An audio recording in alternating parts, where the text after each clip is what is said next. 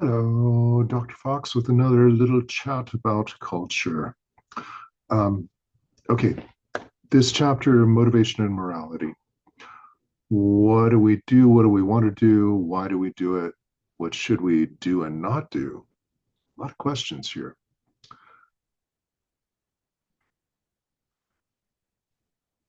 In the early days, before um, Europeans came to dominate Hawaii, Kamehameha the Great had a little experience where he and his assistants, his guys, were trying to chase down a couple of commoners to sacrifice, because that was the thing you did back then when you wanted to dedicate a heiau. Um, One of them cracked him over the head with the paddle, and it knocked him out. He fell into a hole, and he realized kind of a big thing about humanity. Now, this has been said to have formed a basis of the UN's Declaration of Universal Human Rights. Um, Basically, that everybody should be free to live their lives without fear of harm. The penalty from the great king here was pretty harsh: break this law and die. So it was a serious imperative. Okay, so why do we choose these things? Why do we choose what we do in terms of motivation? Well, motivation is your reason for doing something. I mean, and these could be the really basic stuff. We'll get to that. Values uh, are about your standards, what's important, what's right and wrong. Morals are kind of like a more formalized standard within a culture or religion of what's good and bad, right and wrong, evil, that kind of thing. Okay, so in terms of motivations, well, one important question is about agency. So, do you have the ability to make a choice? That's your agency. Or does somebody else need to make that choice? Your uncle, your grandfather? Are you trying to achieve personal goals? Do you want to be famous? Do you want to be popular? Do you want to be a TikTok star? You know, achievement motivation. Or are you more about keeping your family safe, keeping your family fed? These kind of things would be other achievements. Um, Okay. And then if there's a question, self enhancement is making yourself look better as opposed to self improvement, which is making yourself better. How do these come into play? Um, in American culture, there is an emphasis, arguably, on self enhancement. You want to look good, as opposed to, now, this stuff, keep in mind, is shifting. We'll get to acculturation later. Um, and intercultural contact has changed values across cultures, but um, it has been more typical in East Asian cultures that self improvement was a big goal, as opposed to looking good. You wanted to actually do better. So, agency and control, who has control over your life? These are big questions. Um, a question in terms of control and agency is whether or not you think the world is fixed, entity theory, that things are basically like they are, or incremental. Are you able to improve? Will situations change over time? Um, this is surprisingly big in terms of how people make choices. A lot of people will think, well, I'm just no good at math, and then other people might think, if I study really hard, I can understand this, I can do better, I can get a better grade. So this plays into how you make your choices. Do you even bother? If you have no control, if you have no agency, why would you change anything? um, I put Frank here because of the song My Way. This is primary control. He's got control. I did it my way, and he can shape his life to some degree, as opposed to Lao Tzu, who would say, flow with the Tao. You don't need to control. You just let things be, and things will be as they will be. Secondary control. Both of these can lead to feeling good and being psychologically healthy. Um, I will say the stereotypic American will be psychologically more healthy with a sense of primary control, a sense of personal agency. A lot of other folks around the world, there's phrases like inshallah, it's God's will, and those people in those cultures tend to be psychologically better adjusted. So there's not an absolute, this is not cross-cultural universals. This is an area of difference. Um, Eventually people started writing stuff down, so you've got the Code of Hammurabi, considered to be the first set of laws. I'm not sure exactly how it lines up with the Ten Commandments in terms of when things happen, because we're talking about things that are a long time ago. Code of Hammurabi, I guess they've established 1780 BCE as the year that it was inscribed in the clay tablet there. Um,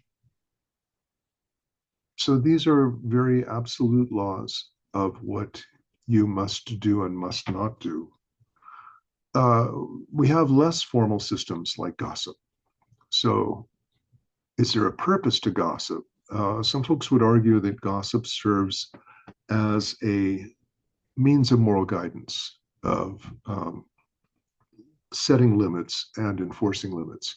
Because um, if somebody steps outside of the boundaries, other people might gossip about them. And if that happens, do you need to rein in your behavior? So is this a means of correction? And it is pretty effective in some ways. Um, we have a couple other theories. Kohlberg has been critiqued because basically he studied a bunch of white kids, white boys in a private school, but he did come up with um, an arguable system of how people develop morality. So let's take a look at it. So the big stages are pre-conventional, conventional, and post-conventional. Now, conventional to Kohlberg essentially is kind of like the social system in which you live. That's the conventional morality. And the best way I've found to look at this is that pre-conventional, you haven't internalized it. Conventional, you've internalized this system. Post-conventional, you're maybe moving beyond it. So pre-conventional, a little baby, 1 year old, a 2 year old is learning about rewards and punishments, and then gradually kind of like developing a sense of, well, maybe I can do this, but am I going to get in trouble? Hopefully the kid is learning to share in preschool, reciprocity. Um, and then moving on into, are you a good boy or girl, a good kid? Um, and eventually this is internalizing the morality system, and eventually becoming very, very firm and fixed in that person's psyche. Um, a question to ask here would be, do you stop? Let's say it's middle of the night, you're driving and you come up to a stop sign, nobody is around, you can see nobody's around. Do you actually come to a full and complete stop? Do you come to that full and complete stop because you wonder if there's a cop hiding behind the bushes over there? Or is it because that's just what you have to do? That would be a very law and order orientation. Post-conventional, you're like, sometimes you have to bend or break the rules, like to save somebody's life, you know? So laws exist in stage 5, that they exist because we need them to get along in society and cultures. And then stage 6 is more like a hypothetical. We've gone beyond the human world into like humanity, into the world as a whole, ecology, things that are big picture things that are beyond individual morality. Okay, so Pre-conventional, little kids. Um, can you learn to share? Are you, learning to play with dolls in a way that is healthy and good? Um, uh, are you able to make decisions that are good for the people around you? About 8 years old, you should be a good boy or a good girl or a good anything. It doesn't have to be a binary gender thing, although in current American culture, yeah, we usually use those terms like that, which is very gendered. Um, okay. And then the big picture of like, can we save humanity? What is our place in the universe? All right. So Schroeder um, has a little bit different take on it. Autonomy, community, and divinity. Autonomy would be you yourself. Community. Now, you may be noticing an overlap here with um, collectivism, individualism. So, autonomy, your freedom, your rights, and violations of those, are you impinging on my freedom? You have the right to choose, you have individual liberty. Something is immoral in Schroeder's system when it infringes on another person's rights. Community, your duty here is to your group, whatever that may be, your role in the community, and the moral principles here uphold your obligations. And an act is wrong when you fail to achieve that collective good. Um, I didn't go into ethic of divinity in this slide deck, um, partly because that gets into some um, difficult territory. What violates God's law? These are questions that um, tend to cause some problems. Anyway, but we can also talk about another system by Ferdinand Tönnies, tough one to say, Tönnies, Gemeinschaft and Gesellschaft. So Gemeinschaft is community. This is the farm. This is the rural community. Everyone works together. We all come together to put up a barn. We all come together to harvest the crops. We have real relationships with people. They're organic. I see you in front of me and I help you climb the ladder. Gesellschaft is the city. So Tönnies was writing in the late 1800s, watching the shift from um, agrarian to urban life. And he was saying that this is causing a fundamental shift in how people relate to each other. Gesellschaft, I'm going to be your friend if you can help me with getting a raise or something like this. We're not harvesting crops necessarily. We may just be like processing paperwork. So it's not the organic relationship of Gemeinschaft. And this brings us to a big question, which is, who are your people? To whom do you owe what? Um, and we saw this in the uh, development chapter in terms of like, what are the boundaries of self? Are you very very connected to a small group? Are your boundaries flexible? Can people come and go? Or are you more likely to be, kind of permanently in that collective? So, who do you share with? Do you share with people only within your bounded circle? Or, you know, do you share with people as they come and go? Or do you not share with anybody? There's a lot of possibilities there. Um, I wrote about a friend of mine from a long time ago who grew up literally in a gang family. And his moral value system was a little different. He, um, when I met him, had gotten out of jail and was trying to do the right thing. And he introduced himself to, well, I'd already met him, but he said, I want you to know who I am. And I got to tell you, I've done some bad stuff. I used to rob banks, um, and he kind of went on. I was hoping he was going to stop there and say, but I realized, that's wrong. And he kind of went on to the point where he said, it's just not worth it. You get what, maybe a couple 100,000, and for what? You might go to jail for a long time.